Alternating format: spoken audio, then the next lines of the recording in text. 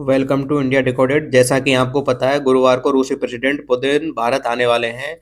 उनके इस दौरे पर रूस और भारत एक बड़े रक्षा समझौते की तैयारी कर रहे हैं। आज रूस के लोअर सदन में इस पर वोटिंग भी होने वाली है, जिसमें भारत रूस रक्षा समझौते के तहत इसमें वोटिंग होगी और वो पुतिन के भारत आने से पहले। और मेनली इस डील में दो चीज़ों पर सबकी नज़र रहने वाली है। पहला है SU-57 और एक है S-400 और S-500 मिसाइल डिफेंस सिस्टम। हालांकि दूसरी ओर विदेशी मीडिया अभी से प्रतिक्रिया देना शुरू हो गया है इस पर, एंड उसकी विदेशी मीडिया की प्रतिक्रिया इस पर ऑलरेडी आना शुरू हो गई है। अभी यहाँ पे र्यूटर्स ने भी इस पर एक आर्टिकल पब्लिश किया है, जिसे आप पढ़ सकते हैं, जिसमें वो बता रहे हैं कि भारत और रसिया एक डिफेंस डील की तैयारी कर रहे हैं। एंड मैं आपको बता रहा हूँ, जब एक्चुअल में डील होगी कुछ दिन बाद विदेशी मीडिया बहुत हल्ला मचाने वाला है इस पर, और बहुत उल्टा पुल्टा लिखेगा इंडिया के बारे में हमेशा की तरह। और अभी भी कुछ समय के लिए इंडिया टारगेट पर रहेगा विदेशी मीडिया के। जब डील होगी उसके बाद जो विदेशी मीडिया के कुछ समय के लिए टारगेट पर रहने वाला है भारत। तो बहुत सारी आर्टिकल्स एंड बहुत सारी गलत न्यूज इंडिया के बारे में आने वाली है, तो आप उसके लिए तैयार रहिए। एंड अभी तो डोनाल्ड ट्रंप का भी रिएक्शन आना बाकी है, क्योंकि अमेरिका कुछ ना कुछ तो कहेगा। अगर Bharat missile defence system purchase करेगा और अगर SU-57 पर भी बात आगे बढ़ती है, तो अमेरिका का गुस्सा ऑब्वियसली होने वाला है इस पर। And again America is acting like a crying baby. And one thing जो हम सब मैं बात करना चाह रहा हूँ, जिस पर कि जो हम भी डिफेंस डील करते हैं, जैसे रशिया के साथ हम हथियार खरीदते हैं, तो ये हमारे लिए कोई खुशी की बात नहीं है। हमें ये खुशी होने वाला विषय नहीं है। हमें बल्कि इस पर ये सोचना चाहिए कि हम कब अपने खुद के हथियार खुद से डेवलप करेंगे। अभी हालांकि हमारे मिसाइल डिफेंस सिस्टम पर काम चल रहा है। ऑलरेडी हमारे पास आकाश है, लेकिन एक जो next level missile defence system होता है ना, जो रसिया के पास है, अमेरिका जिसे ऑन करता है, चाइना भी क्लेम करता है कि उसके पास S-29 एयर डिफेंस सिस्टम है। तो क्या भारत उसकी ओर कब आगे बढ़ेगा?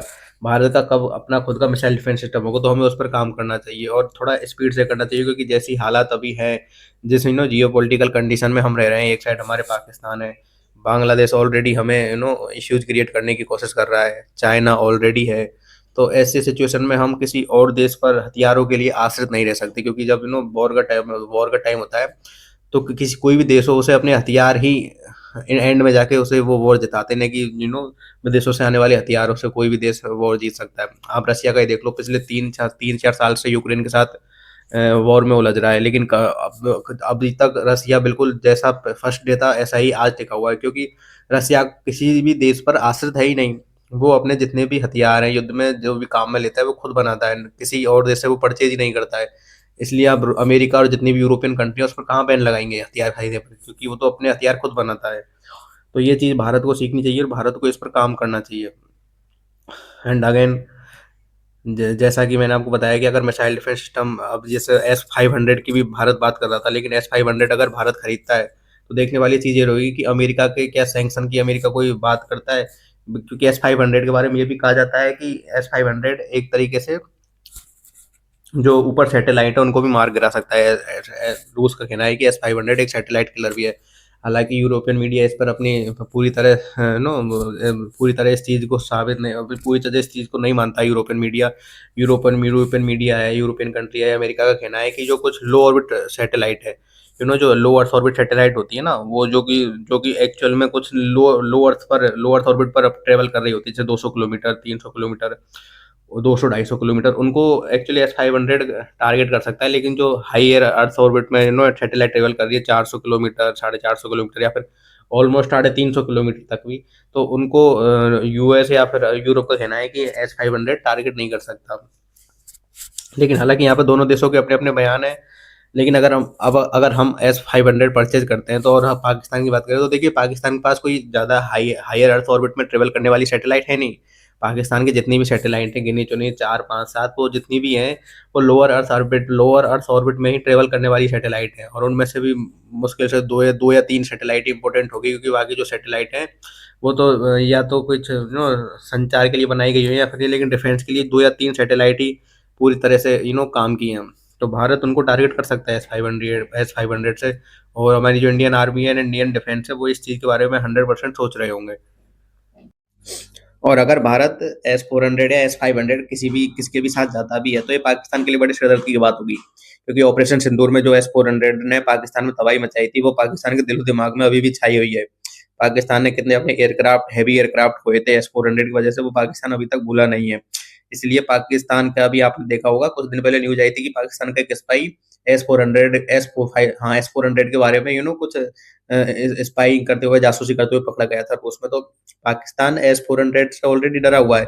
ऐसे में भारत अगर एक स्टेप आगे जाकर S-500 भी परचेज़ करता है, तो ये पाकिस्तान के लिए एक चैलेंजिंग होगा, पाकिस्तान के लिए, और ये पाकिस्तान में बड़ी टेंशन की बात होगी। पाकिस्तान में जो भी गवर्नमेंट है, वहाँ पे जो भी लीडरशिप है, वो इस चीज़ के बारे में बिल्कुल अवेयर होगी। और जैसे कि हमारे अभी देश में हालात चल रहे हैं, जैसे कि बयान आ रहे हैं हर दूसरे दिन, आपने देखा होगा हमारे जितने रक्षा मंत्री हैं या फिर हमारे जो चीफ ऑफ आर्मी स्टाफ है, अपने आर्मी आर्मी पर्सनल्स हैं, उनके जिस तरह के बयान आ रहे हैं, तो उससे एक चीज़ कन्फर्म है कि भारत पाकिस्तान के अगेंस्ट फुल स्केल वार की तैयारी कर रहा है। तो पाकिस्तान इस चीज़ के लिए बिल्कुल अवेयर है।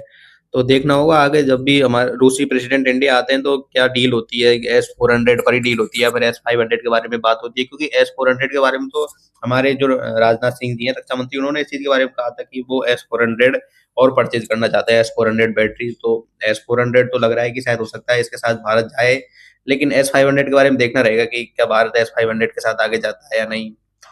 एंड इसके बाद SU-57 पर भी एक बहुत बड़ा सवाल है, पिछले काफ़ी दिनों से इस पर चर्चा हो रही थी कि भारत SU-57 के साथ जाएगा क्या? क्या भारत अपने एम का बनाने से पहले एक कोई भी फिफ्थ जनरेशन फाइटर प्लेन खरीदेगा क्या? तो देखते हैं इस पर बड़ी, मतलब ये पिछले, हम देख सकते हो 6 से 7 महीने में बड़ी मुद्दा का विषय रहा है, एक फिफ्थ जनरेशन प्लेन। तो देखते हैं इस पर क्या मुद्दा होता है, इस मुद्दे पर क्या बात होती है।